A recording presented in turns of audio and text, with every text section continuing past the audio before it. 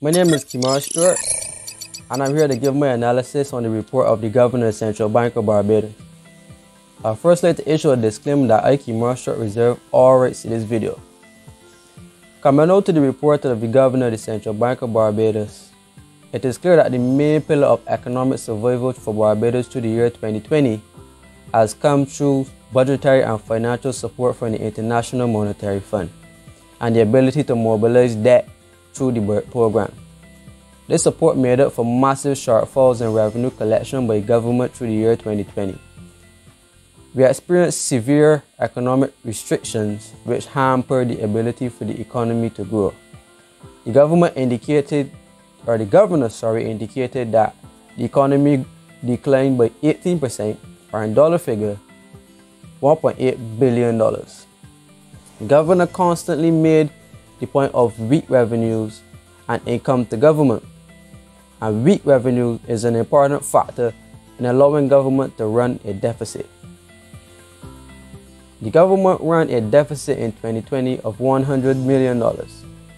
Unfortunately, deficits need to be financed, and they are usually financed through debt. And Barbados financed that deficit through loans from the international financial institutions such as the IMF, the IADB, and the Latin American Development Bank. To date, the Barbadian government borrowed $980 million of policy loans from these international financial institutions. This is coupled with loans from the Chinese government of upwards of $200 to $400 million.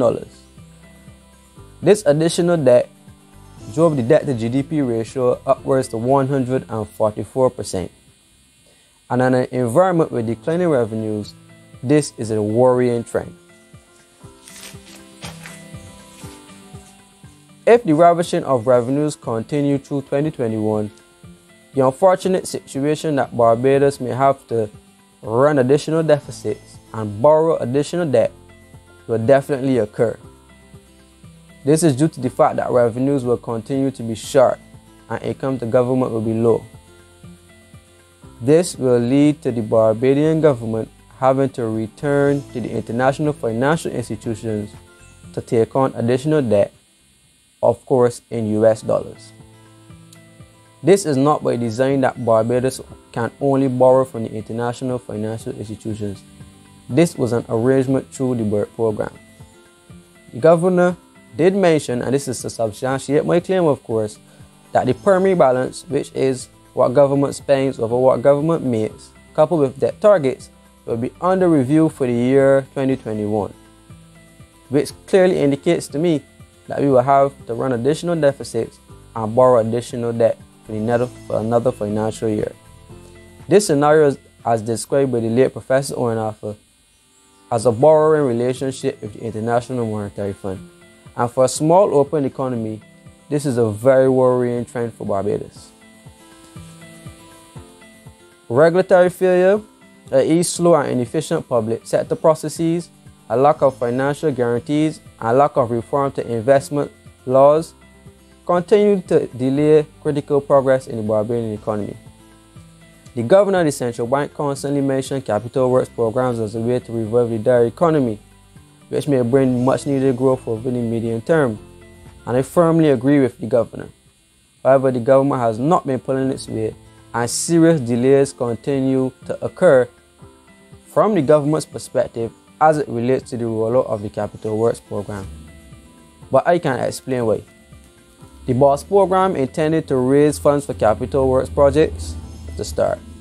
However, this did not occur as this method proved to be unsuccessful, as attempting to cut wages, i.e. expenditure cuts, was the preferred option of the IMF for government to raise funds as opposed to spending in the Barbados economy.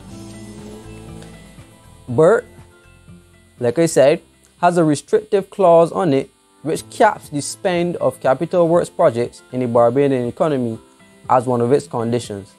And unless it was renegotiated at recent IMF meetings, this ceiling on spend will continue to inhibit government's ability to do any major expansions of spend in the Barbados economy, so therefore growth will continue to elude us in the near or medium term future.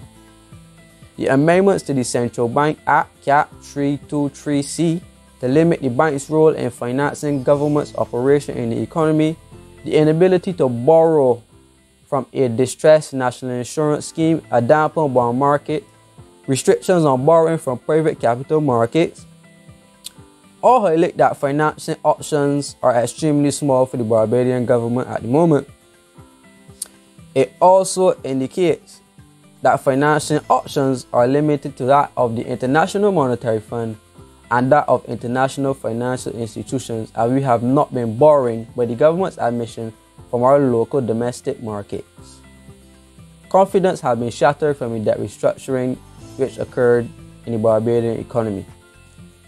These institutions, i.e. the International Monetary Fund and the international financial institutions, have become life support to our finances, which is a very worrying trend for a small open economy like Barbados, suffering from, I would say, relapse or reclined revenues.